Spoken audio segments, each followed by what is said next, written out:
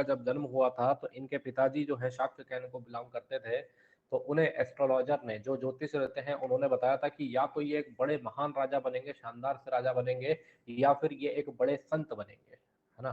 अब स्वाभाविक सी बात है, एक पिता है वो चाहते हैं कि उनका बेटा जो है वो आगे तरक्की करे, दुनिया में उसका नाम हो।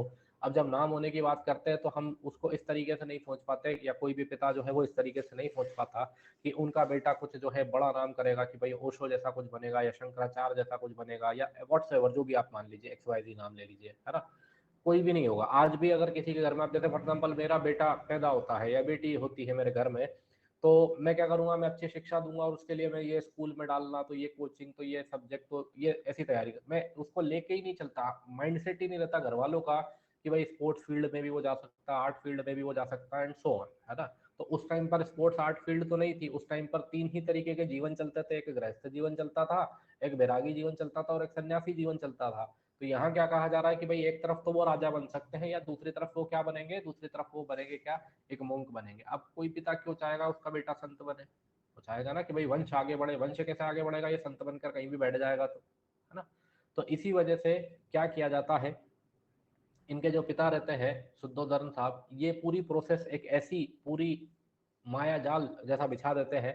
माया जाल कैसा बिछाते हैं कि भाई इनके पिता चाहते हैं कि कुछ भी हो जाए, कुछ भी हो जाए, हर लग्जरी जो है मैं इसे दे दूंगा, लेकिन मैं इसे बाहर नहीं जाने दूंगा। मतलब इसको मैं इतनी ज्यादा लग्जरी में रखूंगा, इतने ज्यादा कंफर्टेबल स्टेट में रखूंगा कि इसे और कुछ चीज की तरफ इसका ध्यान ही नहीं जाए। अब ध्यान से समझना कहानी को। कोई भी व्यक्ति होगा, कोई भी व्यक्ति होगा, तो वो साधु संत बनेगा, मतलब वो कंफर्ट ही सबसे पहले छोड़ेगा। अब आज के साधु से कंपेयर मत करना, आज के साधु लेम्बोर्गिनी में घूमते हैं, ये साधुओं की बात नहीं कर रहा हूँ।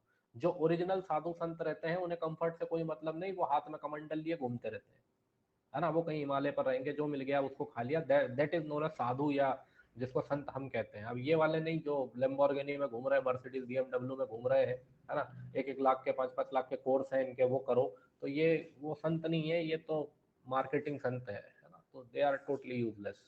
हाँ, जो ओरिजिनल संत थे उनके बारे में मैं आपको बता रहा हूँ, है ना। तो अब इसमें भी क्या है कि इनको है कि भाई कंफर्ट स्टेट, अगर इसने जैसे ही ये कंफर्ट स्टेट के बाहर आने का सोचेगा, वैसे ही दिक्कत हो जाएगी, ये संत बनने का इसका दिमाग चलने लग जाएगा। तो उन्होंने हर तरीके से ऐशो आराम जो है वो प्रोवाइड कराया किसको, सिद्धार्थ को। सिद्धार्थ बिल्कुल उस ऐशो आराम में रहे भी, है ना। हर संभव उन्होंने प्रयास किया। अब एक बार गौतम बुद्ध को शादी वादी हो गई, बच्चे बच्चे हो गए, उसके बाद मतलब सिद्धार्थ को ऐसी इच्छा हुई कि यार मेरा एक प्रजा है, मैंने कभी प्रजा ही नहीं देखी। मतलब समझिए, इनके पिता ने इस तरीके की कंफर्ट जोन इनको दिया था कि कोई ओल्ड एज वाला इनके यहाँ पर काम नहीं करेगा, कोई जॉब ही, मतलब सिद्धार्थ के सामने कोई ओल्ड एज व्यक्ति नहीं आएगा, कोई बूढ़ा व्यक्ति, पुरुष हो महिला हो, कोई नहीं आएगा। दूसरा, कोई बीमार व्यक्ति भी नहीं आएगा। थोड़ा सा बीमारी का लग रहा, वो चेंज कर देते थे, बिल्कुल चेंज कर देते थे कि भाई नहीं, इसको सब कुछ अच्छा ही दिखना चाहिए। मतलब उन्होंने देखा ही नहीं, उन्हें पता ही नहीं था कि गरीबी, बुढ़ापा, बीमारी, ये सब क्या होती है। अब एक बार यही होता है ना। एक बार यही होता है कि भाई अपनी टेरिटरी घूमने की इच्छा होती है उनको, कि भाई चलो अपनी प्रजा तो देखें। अब इन्होंने इतने वर्ष तक एक ही चीज देखी है, क्या देखी है, कंफर्ट, खुशियां और ये सारी चीजें। अब सीधी सी बात है, आप किसी को एकदम से बाहर निकालोगे तो फिर कुछ तो चेंज आएगा। अब यहीं पर कहानी शुरू होती है, यहीं पर इनके एक सारथी रहते हैं जिनका नाम रहता है छन्ना। अब ये आपसे एग्जाम में क्वेश्चन पूछा जाता है ना, कि गौतम बुद्ध के सारथी का नाम बताइए, है ना। तो इनके जो सारथी रहते हैं उसका नाम क्या रहता है, सारथी मतलब आप कह सकते हैं उनके जो ड्राइवर है ना, उसका नाम, उनका नाम क्या है, उनका नाम है छन्ना। ठीक है।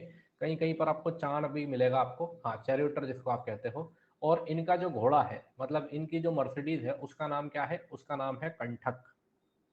क्या नाम है उसका, कंठक उसका नाम है। ठीक है। अब सारथी को बोला कि चलो, है ना, वो कंठक को लेकर निकल गए। ठीक है। वो कंठक को लेकर निकल गए, और गौतम बुद्ध के जीवन में चार चीजें जो है वो उस यात्रा में, जो वो सिर्फ टेरिटरी अपनी घूमने गए थे, थोड़ा लॉन्ग ड्राइव के लिए निकले थे, तो उन्होंने चार चीजें देखी। क्या क्या चीजें देखी, तो वो लिख लीजिए, बुद्धा सॉ 4 थिंग्स। बुद्धा ने, सिद्धार्थ सॉ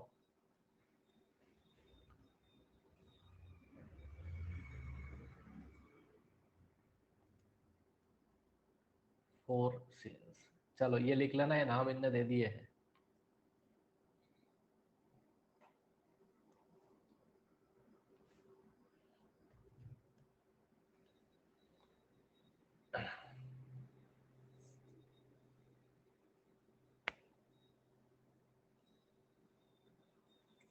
ये नाम लिख लो, old man, deceased person, dead body and ascetic, है ना। हिंदी में बता देता हूँ मैं।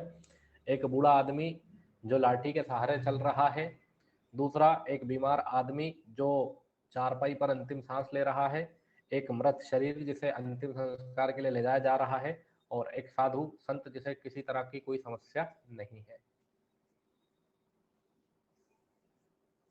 ठीक है, तो ये चार सीन जो है गौतम बुद्ध ने देखे। अब सीधी सी बात है, आपको क्या दिखा? एक बूढ़ा आदमी दिखा जिसे चलते भी नहीं बन रहा है। सिद्धार्थ का दिमाग खराब हो गया, बोले यार ये कैसा व्यक्ति है, तो चल ही नहीं पा रहा है यार। तो चंदा ने बताया कि भाई उम्र का पड़ाव है ये, तो जैसे जैसे आपकी उम्र आगे बढ़ेगी वैसे वैसे आप बूढ़े होते जाएंगे। अब इसने देखा ही नहीं है सिद्धार्थ ने कि बूढ़ा भी कोई होता है, और बूढ़ा होना इतनी समस्या वाला काम है कि समस्या ऐसी कि आप चल भी नहीं पा रहे हो, आपको लाठी का सहारा लेना पड़ रहा है ना। दूसरा, फिर आगे जब थोड़ा आगे बढ़े तो इन्होंने देखा एक आदमी चार पही पे पड़ा हुआ है और अपनी अंतिम सांसें गिन रहा है, मरने वाला है ना। अब जब मरने वाला व्यक्ति रहता है तो सांसें ढंग से चल नहीं पाती है।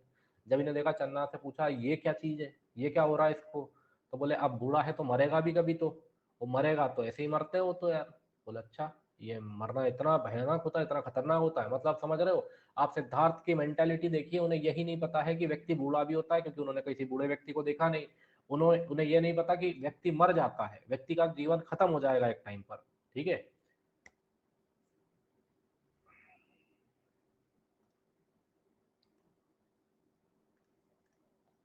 व्यक्ति मर जाएगा, है ना। उन्हें इसी चीज के बारे में कोई जानकारी जो है वो नहीं है। अब तीसरा, जैसे ही ये आगे जाते हैं तो इन्हें एक डेड बॉडी देखने को मिलती है ना। क्या देखने को मिलती है? एक चिता जो है वो देखने को मिलती है, और चिता लोग लेके जा रहे होते हैं। अब वो जो भी कुछ कह रहे होते हैं वो कहते रहते हैं। अब उसमें समस्या ये है कि जब हाथ में, आपने देखा होगा कि भाई सनातन धर्म में जब चिता लेकर आगे चलते हैं तो उसमें एक छोटा बेटा या जो भी उनका पुत्र होगा या जो भी कोई होगा, वो हाथ में वो मटकी वटकी लिए जो है वो चलता है।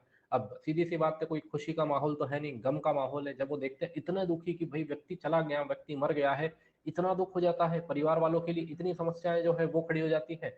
और चौथा, वो एक फिर आगे चलते हैं तो एक साधु को देखते हैं, एक संत को देखते हैं, है ना। जब वो संत को देखते हैं तो वो बढ़िया मस्त अपनी धुनी में बैठा हुआ है ना, ध्यान मुद्रा में है, या बैठा हुआ है, कोई टेंशन नहीं, चेहरे के हाव भाव एकदम सही, कोई टेंशन नहीं, कुछ नहीं। अब सीधी सी बात है, आपको चार ऑप्शन दिए गए हैं, चार ऑप्शन में से सबसे बेस्ट ऑप्शन क्या लगेगा आपको? तो सिंपल सा लॉजिक है, बेस्ट ऑप्शन सर आपको लगेगा कि भाई ये साधु ही सही है, क्योंकि इसे मरने का टेंशन भी नहीं है, इसे फैमिली का टेंशन भी नहीं है ना। इसे बूढ़ा तो होना है, बूढ़े में तो नहीं बचाया जा सकता, लेकिन जीवन की बाकी समस्याओं से ये फ्री हो गया। रिस्पॉन्सिबिलिटी नाम की कोई चीज नहीं है कि भैया इसके ऊपर जमाने भर की रिस्पॉन्सिबिलिटी, इसके परिवार का क्या होगा एंड सो ऑन। ठीक है। दूसरा, मरने का टेंशन नहीं है कि मरेंगे तो कैसी मौत होगी, कितने तरीके से तकलीफ के साथ मरेंगे। तो सीधी सी बात है कि भाई गौतम बुद्ध को इस चीज से एक वो मिलता है कि यार जो मैं जी रहा था जीवन, वो तो क्या ही जीवन था। और उसी को लेकर फिर गौतम बुद्ध क्या करते हैं, आगे अपनी यात्रा बढ़ाते हैं। अब बताओ, इतना पॉइंट क्लियर हुआ क्या? मैं पढ़ा रहा हूं तब मत बोला करो, नहीं तो कल से मैं ना सीधे स्टोरी बताऊंगा ही नहीं, डायरेक्ट लिखवा दूंगा, डायरेक्ट। आपकी इच्छा, आपको पढ़ना तो पढ़ो, नहीं तो फिर देख लेना।